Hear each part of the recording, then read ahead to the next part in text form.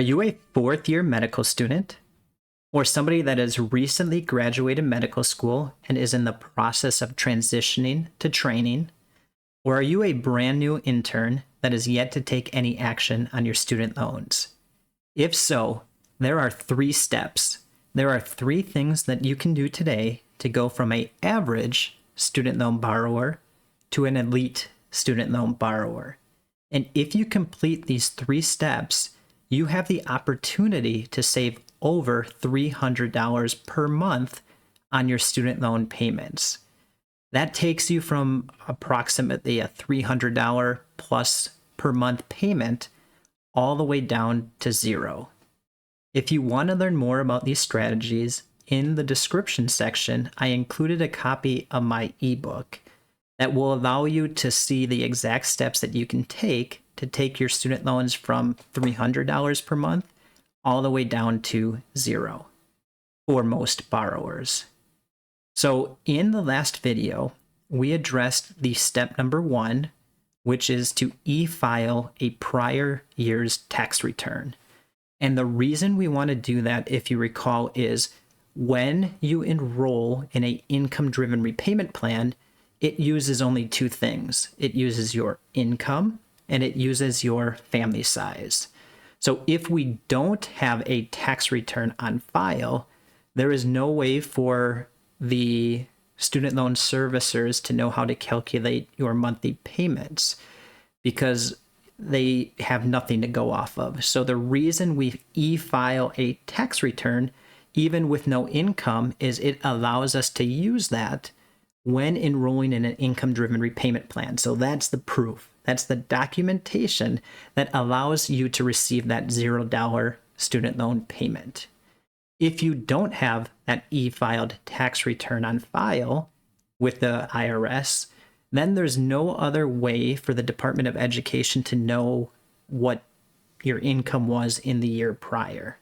So in that case, what they end up using is your first pay stub, and they take that and extrapolate that out for the full year. So if you are like the average intern making, let's just say $60,000, that means your monthly student loan payment will be a smidge over $300 per month, which is why step number 1 is so valuable. Is if you have a $0 tax return on file, that's what gets to bring that $300 payment all the way down to 0. So that's step number 1. Step number 2 in the process is to go onto the Department of Education's website and to complete a student loan exit counseling project. I mean, basically, it's a tool, an application that walks you through all of the things you have to know when repaying back your student loans. If you follow me, we cover a lot of these things, but it's the Department of Education's best effort to give you the tools and the resources to allow you to make smart repayment decisions. One of the most important things that it does do is it prompts you to update your contact information. So one thing that happens over all the years of borrowing is you might move around. You might be at one place for undergrad, take a year or 2 off, and then be at a different medical school, or who knows what in between. So the first thing in the exit counseling will be to update your contact information. Then it will kind of walk you through things like how interest works and how your principal works. And the idea is to show you the different strategies of paying back your loans and some repayment opportunities like income-driven repayment, which is what is used to calculate your monthly student loan payments for most medical students for most medical professionals. And it will also talk to you about repayment opportunities like public service loan forgiveness. So we are going to jump on to the student loan exit counseling together. And a lot of it I'm going to fly through because it's more informational, but I just want to call out some things just to make sure I try to help you avoid anything that's challenging. But for the most part, this is a 100% educational thing. There's not much that you have to do. It's just clicking through a lot of screens. So let's jump into it. All right. So now we are on studentaid.gov, and this is your central hub when taking any actions on your student loans. So you log in by going to studentaid.gov. This is where you would have created accounts to take out student loans, and now it's going to be used for paying back your student loans. So in order to access the student loan exit counseling section, you go into the loan repayment dropdown and go to loan repayment and go to loan exit counseling. And this will take you to a page where you are going to start the process. So I don't have any student loans. I am going to have to show you in demo mode. So what I show you might be slightly different. But to start, what you're going to do is log in to your account, or you might have to create an account, but you should already have an account set up. And you'll click it for I am a graduate or professional student. And then we are going to continue. I'm going to view the demo. So this is going to give me a warning. It's just a presentation. So this is what we'll learn. It usually takes 10-ish minutes. You can do it quicker. You can do it slower if you want to learn a little bit more. But it starts with updating your contact information. Then it's going to talk to you about your student loans and the ones that you have taken out. It will prepare you for your repayment, teaching you things of how to find your servicer or what happens if you miss student loan payments, for example. And then it's going to attempt to help you find a repayment strategy. And then lastly, it's just a recap. So again, what this ends up doing is pushing this information once you're complete to your school, and it's a trigger that you've finished this application. And it's just step number 2 of the 3 steps to mastering your student loans. So this is the recap. I'm going to start.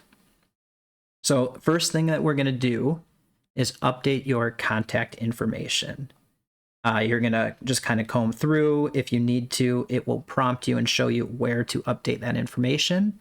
But moving forward, I would try to use a parent or an aunt or uncle or somebody with a permanent address that you trust for this information, because you don't want to jump around every year. If you're moving, every year, every couple years, it's easiest to have one central address until you get settled down. And then once you buy a home or have more of a permanent address, maybe you consider changing it. But the idea is, we don't want to jump in. The less maintenance, the better. So you're going to go and update your contact information if needed. It's going to prompt you to add your phone numbers, driver's license, etc. And it's going to make you add some relatives and references on file. So you'll just add those. It will basically open up another screen, and you'll add a couple people that you feel are appropriate for you. So moving on to the next section. In this section, this is the step, and it's going to be messy for me because I don't have access to it, but this is the step that lets you notify your school that this is complete. So on the left, you're going to search for your school by state, by name, and you'll add it to here, and you'll be able to update, add up to 5 schools. Really, I think you just need to add your medical school to this list, and you'll continue once that's done. So the next step is, why am I completing this exit counseling? And the reason for it is I'm graduating. Yes, you just finished graduating, and now you're completing this to let your schools know that you're done. The other options are typically, or for you, would not be relevant, most likely. Continue. So in this, the first section's done, and now it's going to take you into the basics about your student loans. It's going to teach you about the interest, details about your loans, what is needed to know about repaying your student loans, or like the different loan types, how interest grows on your account and what does interest capitalization mean. So if you continue to follow me, there will be videos I put out on each of these steps, but we're going to kind of fly through most of these sections. It's more reading if you want to, but again, it's a lot of clicking through. And the idea is just to give you that basic foundation for your student loans. So we'll continue. This is actually something I'm going to make up. So this is when you start, it's going to probably have your loans populated, if I had to guess. I am going to enter a loan manually just so I can do this as we continue the process. I'm going to add a loan. It's going to be a direct plus loan for a graduate. I'm going to assume a $230,000 student loan balance with an average interest rate of 6.7. So that's kind of what I found to be about the average that you might have, and I'm going to add that. So now moving forward throughout the presentation, this is going to be the loan that I use or the system uses to determine its calculations. So again, I think you might have all of your loans populated on here, but you could make this more detailed if you want to. You could go one by one and add your specific loans to this. So in this case, I'm going to continue. The next section is loan terminology. So this is a lot of reading. I'm not going to go one by one for you. It talks about principal, interest rate, etc. We're going to continue through that. Right, so ins and outs of your student loans. I made up the loan I had. Like I said, I think your loans will populate on here. But the idea is if you have a subsidized loan, a Perkins loan, a unsubsidized loan, a plus loan, each of those loans have slightly different characteristics. They're not all treated the same when it comes to repayment and how interest accrues and capitalizes, for example. So this is just another informational session, but it's going to teach you about the loans that you that you have. It's going to talk about, like I said, direct, unsubsidized, parent plus, or direct plus, etc. And you can learn more about the loans here. Continue. All right, this is going to be learn when repayment begins. So if you jump into the free guide in the description, I kind of talk about this. So when your student loans are in school, you are in a in-school status. That basically is a period of time where you're not required to make any payments on your student loans, right? When you were in medical school, you weren't needing to pay back your student loans. You were in this in-school status, and basically you still had interest growing on your loans, but you weren't required to make any payments. So once you finish school, your medical school will talk to the Department of Ed and say XYG, or Dr. Smith graduated. And at that point, your loans will flip out of in-school status and go into a grace period status.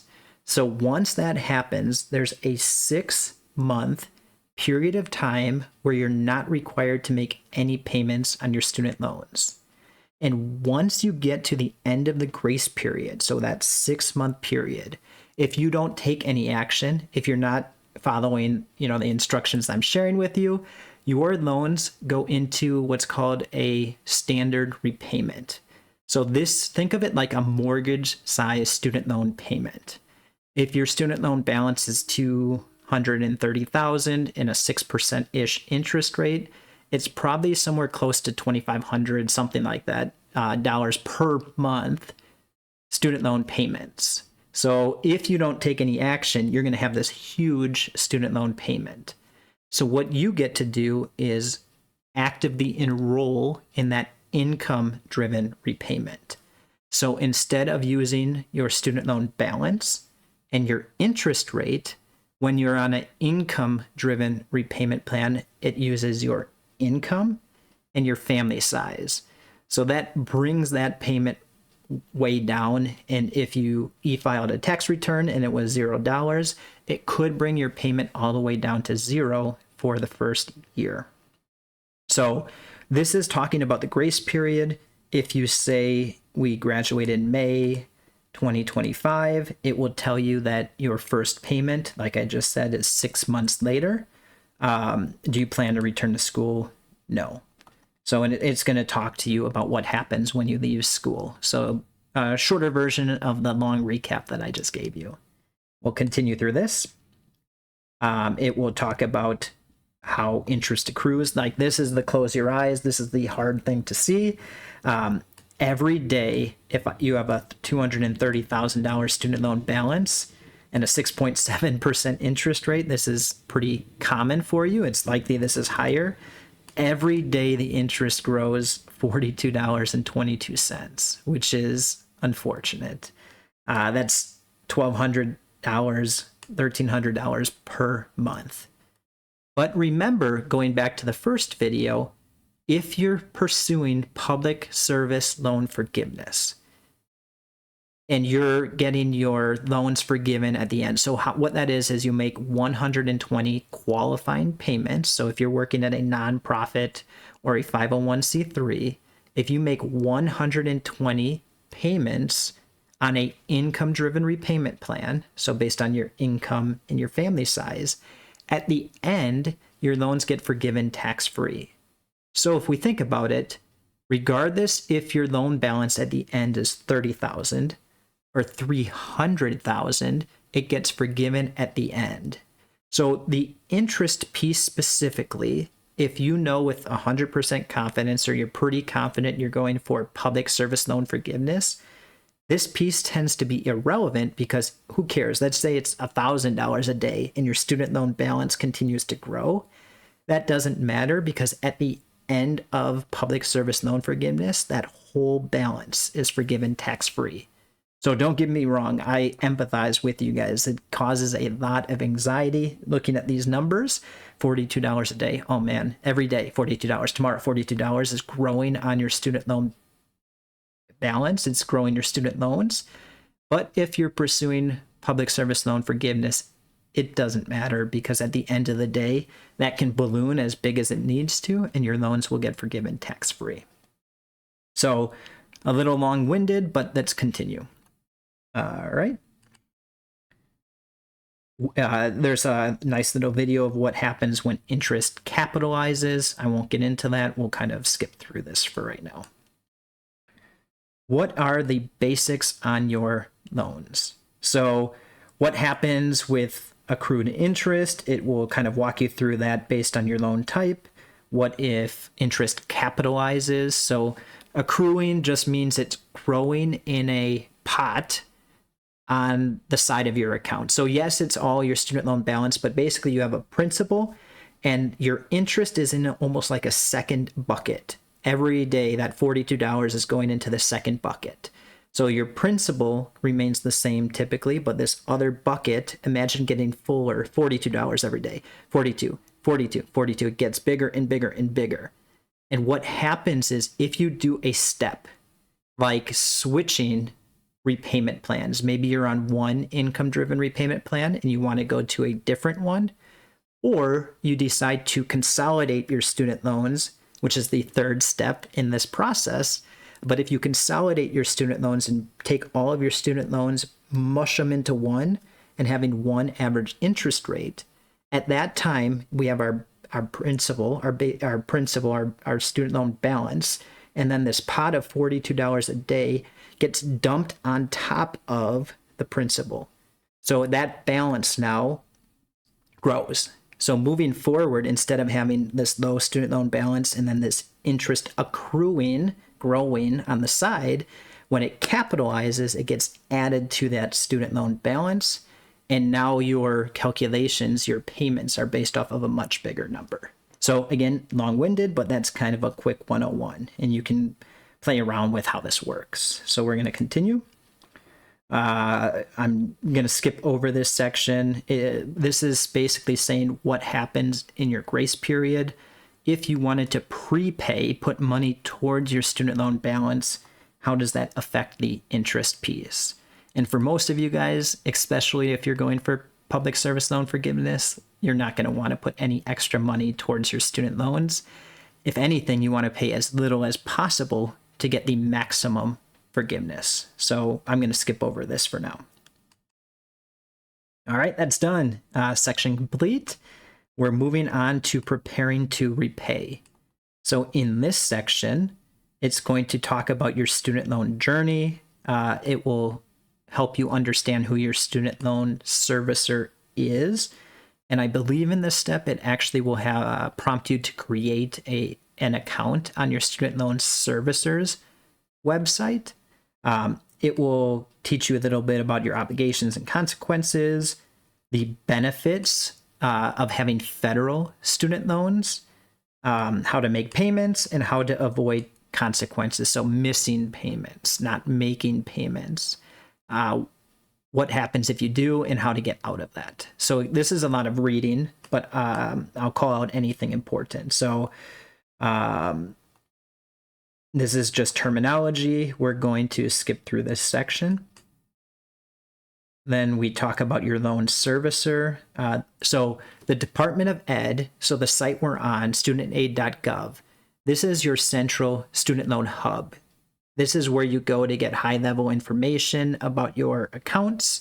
This is where you will go to change your repayment plan. So enrolling in a income-driven repayment plan gets started here. Then if you wanted to consolidate your student loans, that happens here. If you wanted to find after 10 years, submit for public service loan forgiveness, that all happens on this website. It gets initiated here and oftentimes kicked over to your servicer, and then they're the ones that do the actual recalculations and things for your payment. So you pay your servicer, but everything starts in this student loan hub. And together, it's been messy, but together they talk to each other. So we'll scroll through this. Actually, I'll call this out because this is me in a way. The one thing that I want to be very transparent on is with student loans, you might think there's a lot of ways to cheat the system. So technically, I guess I'm a third party person giving you some guidance. But it just wants you to, I just want you to be aware that there's not like a process that allows you to lose your student loan balances. Like there's a lot of people saying like, we can get you out of making student loan payments. I guess I'm kind of doing that with a student loan. With this whole process, it's a $0 payment, but that's different. That's to use a $0 payment for your long-term strategy of receiving public service loan forgiveness. There are people out there that you're probably getting calls on right now that are going to say, hey, we can get rid of your student loans, whether it's a free service or something that they try to charge you. A lot of those are going to be scams. So I wanted to just point that out. You need to be very careful with where you go for information about your student loans. And if somebody's promising you, like they can get rid of your loans for nothing, that nothing is ever going to be as good as it sounds. If anything, it's likely a scam in some capacity. So I wanted to go back and just bring that up because what I end up doing, I do have one-off student loan consultations, but a lot of what I do is general education because I feel like that's so important in what you guys need. So we'll continue through this. Here's where it prompts you to create a username login on your servicer's website. It will tell you to link a bank account. If you do and set up auto pay, it gives you a small discount of 0.25%, worth doing if you wanted to make a payment. So we'll kind of continue through here. Understanding your loan obligation. So this is going to be, I believe, the step where nope, not yet. So this is going to talk about know your loan terms. Basically, it's just trying to give you some additional guidance. So again, flying through it. Learn federal student loan benefits and options. This is talking about how to pay off your loans early. Again, most of you guys are either going to pay them off completely if you're not pursuing loan forgiveness, or if you're hopefully going to get PSLF, the goal is to find strategies to pay as little as possible to receive maximum forgiveness. So again, here's some tools that you can look through. it's going to talk about public service loan forgiveness. There's one for teacher loan forgiveness and how to apply. And it will touch base on income-driven repayment forgiveness. So it talks about that. Then it's going to, what if you can't afford that big payment, right? That mortgage size payment.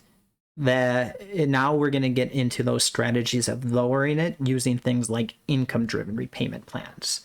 So this is where things get actually a little bit messy. Oh, no, that's actually the next section. So what is deferment? What is forbearance? Slider to help determine that. You guys are not going to go into deferment or forbearance, so we can skip through this. What happens if you miss a payment? Not going to happen. If you have $0 payments, that's even better. Those all count towards public service loan forgiveness. All right, continue through here. Preparing to repay. This is just missing student loan payments. What happens? It continues. We'll scroll through here. All right, we're done with that section, and now we're going to determine your repayment strategy. So this is the section where it's going to attempt to help you pick the best repayment strategy. I have another resource. Go to my guide. There's a resource to helping you choose the repayment plan that you're eligible for. In most cases for you, you're likely going to want to start with new income-based repayment if you have newer loans. So most of you guys will be eligible for new income-based repayment. If not, your next best option is likely pay as you earn pay. And again, I will put out additional videos about those eventually. But for right now, just know that when it's determining these calculations, there's no way for it to forecast out and show you your true payments, if I'm not mistaken. Right now, it will say your first year is $60,000, and it tries to use that for the full duration of paying back your student loans. I don't think you can customize it year over year. So just be aware of that as we go through it. I'm not going to spend too much time on it, but the idea of this section is to help you try to figure out which repayment plan is best for you. So we'll start and scroll through. Are you married? Remember, income-driven repayment plans are based off of your income, your household income, and your family size. So if you're married, that impacts your student loan payment. If you're single, like a lot of you watching this video probably are, you can skip through that piece. But if you're married, there's a ton of different strategies to lower your student loan payments.